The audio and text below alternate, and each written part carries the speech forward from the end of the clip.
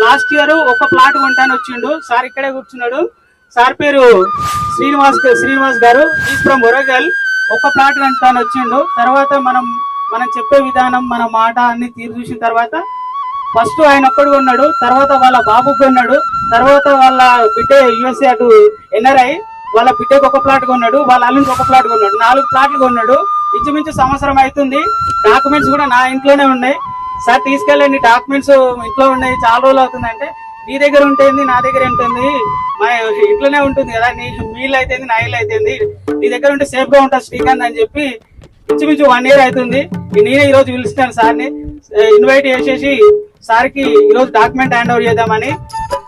Sir కూడా వచ్చింది కాబట్టి మన రాంబాబు సార్ చేతుల మీదుగానే డాక్యుమెంట్స్ ఇప్పుడు 4 డాక్యుమెంట్స్ ఇప్పుడు ఇవ్వబోతున్నాం. ఒకసారి గట్టిగా చప్పట్లు కొడదాం.